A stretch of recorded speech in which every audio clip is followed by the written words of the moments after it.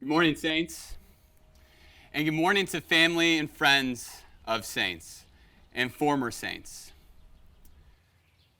Thursday, March 12th, I think was the day that the coronavirus really started to have an impact on life here in the U.S.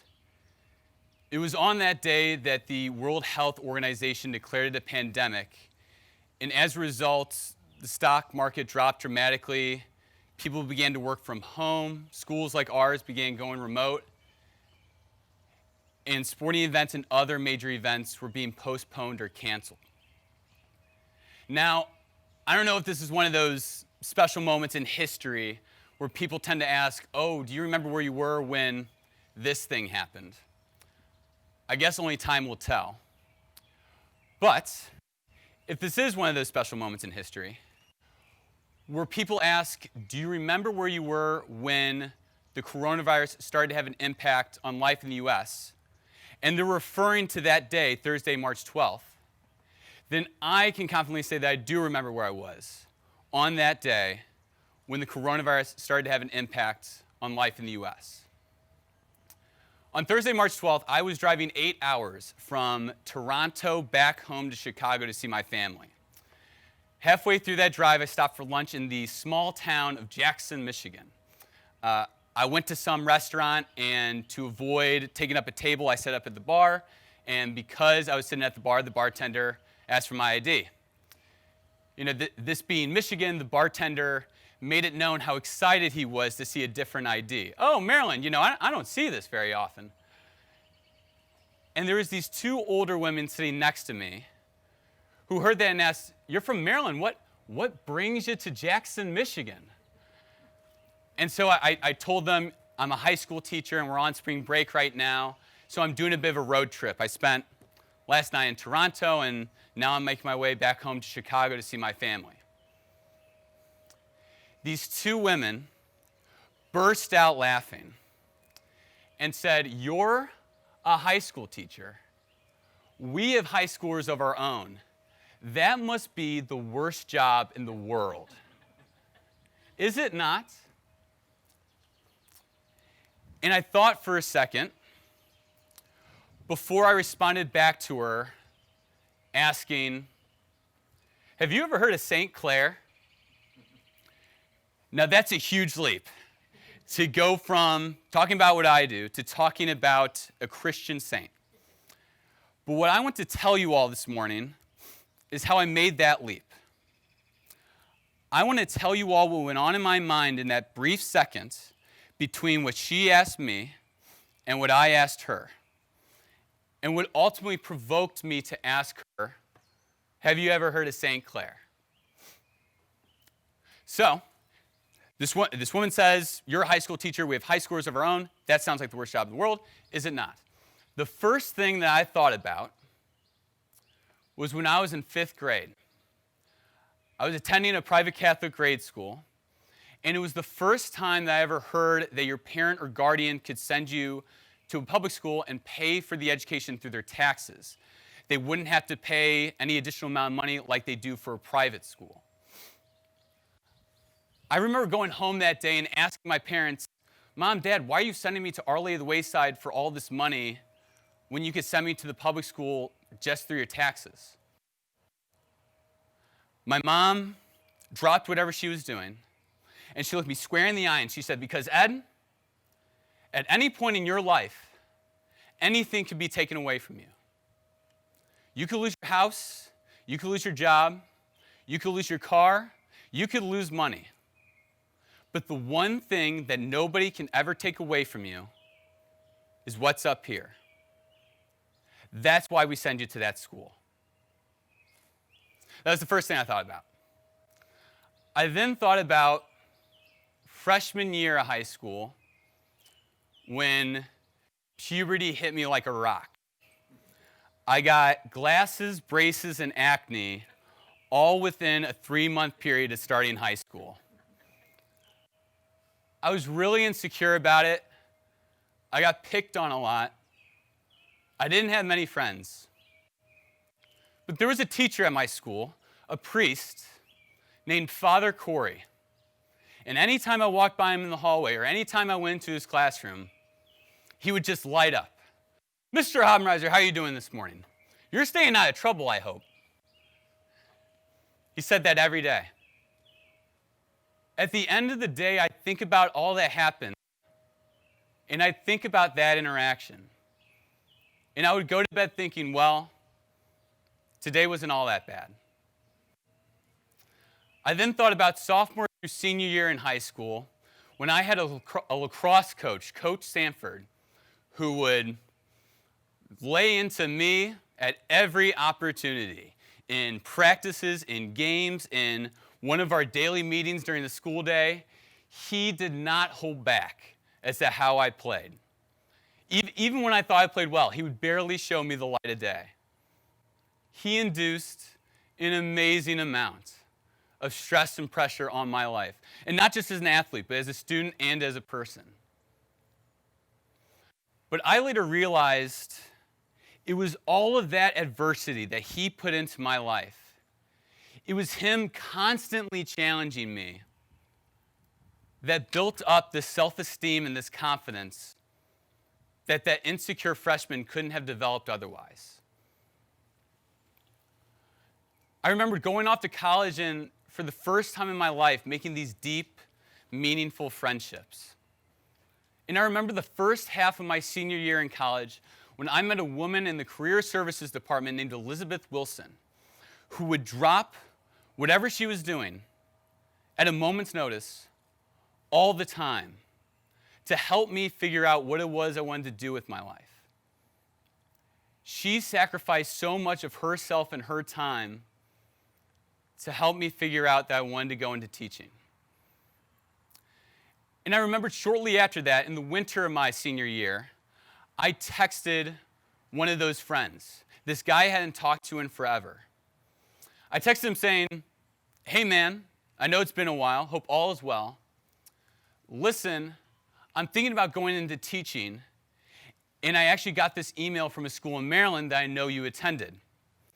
I get that this is out of the blue and you're probably busy, but at some point in the next few weeks, if you find yourself free, I would love to hear your opinion about the place. I texted him that, and a minute later, he was calling me on the phone. A minute later, this former saint dropped whatever he was doing and spent the next hour telling me all the wonderful things about this place. I remembered how it was that phone call and that friend that provided me the opportunity to be a part of a community where I would call my parents after the very first faculty meeting and tell them it was like a big family trying to run a school. A community where I would see acts like that, acts of people dropping whatever they were doing to help someone else all the time. I remember one of my first lunch tables, I had a kid who wasn't very talkative and a kid who was very talkative. And every day, that talkative kid made it a point to talk to that non-talkative kid. How's it going, man? What's new? What did you learn today? 2 years later, I would have a dinner table with that non-talkative kid, but now he was the one asking everyone else at the table, how's it going? What's new? What did everyone learn today? I remembered watching people grow up right in front of me. I remembered my first year teaching a third former who would bounce off the walls with energy. And as a first-year teacher, having no idea how to reel this kid in. 3 years later, I would teach that kid as a sixth former, and I'd see how all of that energy that they had was used to focus on whatever we were learning about and participate and ask questions to everyone else in the class and create this dynamic learning environment that I looked forward to every day. I remember watching kids struggle and then fail, but then learn from that failure and succeed. I remember one of my seasons coaching, after the first practice of the season, the head coach pulled a sixth former aside and said, we need you to lead. We need your voice or we're not going to reach this potential that we've been talking about. And every practice after that, I watched that sixth former address a teammate or multiple teammates. And at first, it wasn't smooth. But by the end of that season, I saw every guy on that team look at that sixth former in a completely different way. I remember being inspired on a daily basis by students and teachers who were so darn passionate about something, and seeing how the rest of the campus community would rally in support of that passion. I remember watching students and teachers stand up at the front of that chapel or at the stage in that auditorium and be in awe at the courage it takes to go up there and do something like that. And I'd look around at the congregation or the audience, and I'd see those same expressions of awe and wonder at how a peer could go up there and do something like that. I remember class after class, team after team, meal after meal, Claggett after Claggett, where I'd get that same sense of community, that same feeling like it's one big family, like I had gotten from that very first faculty meeting. And the last thing that I remembered was an email that I had gotten that morning on Thursday, March 12th. It was from our assistant headmaster, Mr. Batson. The subject said, "Stay tuned," and the first line read, "Things are moving pretty quickly. But just so everyone is aware, we're delaying our student arrival for another 2 weeks, and in the meantime, we'll begin training for online learning." I remembered all of that in that brief second after the woman asked me about being a high school teacher. And after thinking about all of that in that brief second, I felt compelled to ask her, "Have you ever heard of St. Clair?" For those of you who are in the same position as this woman who did not know who St. Clair was, it is okay, I will bring you up to speed. This is a story that Father Dunn has told at least the last 2 years that I've been here. St. Clair was a close friend of St. Francis, and many people know St. Francis as someone who gave up wealth in order to help the poor and the sick. And there's a noted conversation between St. Francis and St. Clair, where St. Francis says to St. Clair, "You know, people think I'm crazy for wanting to give up my father's wealth in order to help the poor and the sick. Do you think I'm crazy?" And St. Clair says, "No, I don't think you're crazy. Because like you, I don't want to be loved anymore. I want to love." I am standing up here this morning for the same reason that all of you are watching wherever you are.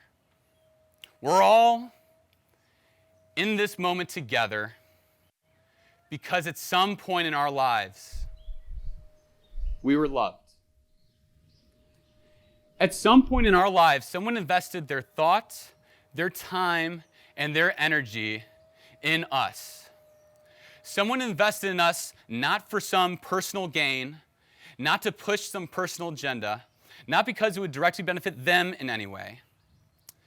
They invested in us because they wanted to see us succeed and be the best version of ourselves. I realized that when I went to that very first faculty meeting.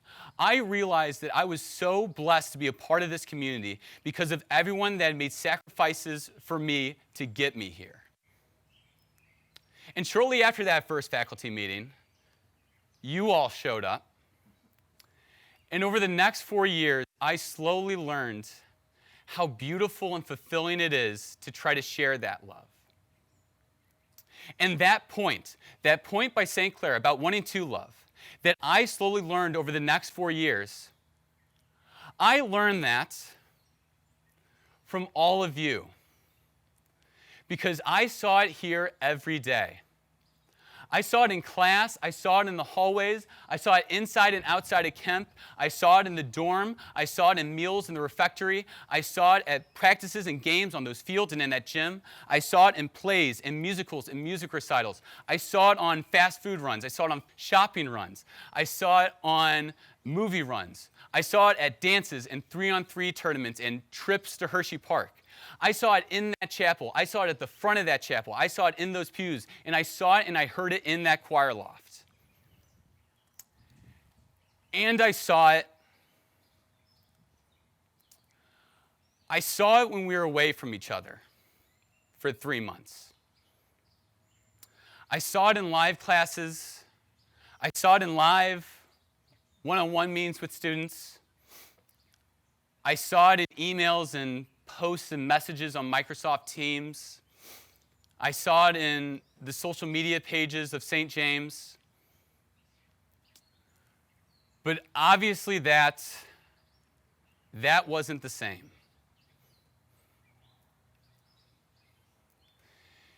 It is a travesty. It is an absolute travesty what has happened over the last 3 months. Obviously, everyone experiencing this is hurt in some way or another. But I cannot imagine what it must feel like to all of a sudden lose the last third of my last year in high school. Everything that you had seen or heard about or thought about or talked about for months or for years, just like that, is taken away from you. Like I said, this has been difficult for everyone involved, but it has to be even more difficult for you all. And I hope you understand that there's a lot of people out there who empathize with the pain that you feel.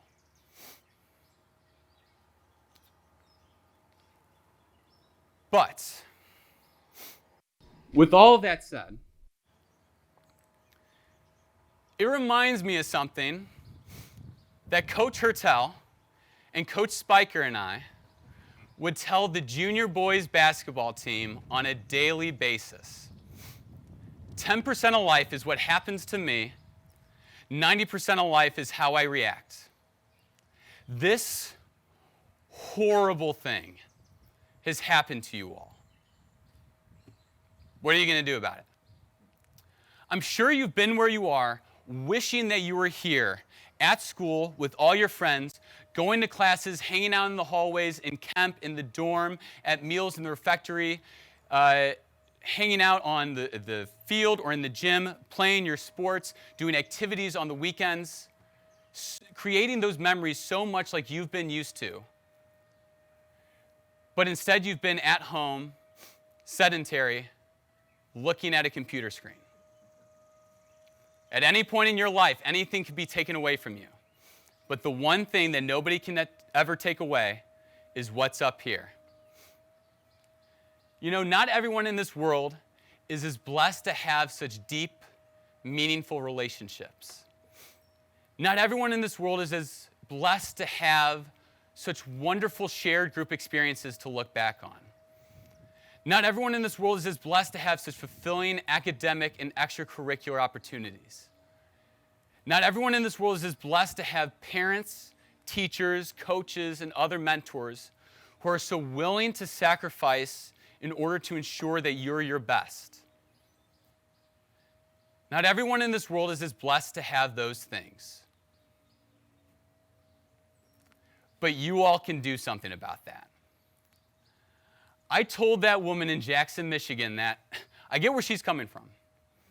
But for the last 4 years of my life, the light in my world has shined brighter every day because of the people that I had the pleasure to be around. That is the effect that you all have when you choose to love. The school's motto is leaders for good in the world. You all have made my world and so many others a whole lot brighter. the rest of the world could use it too.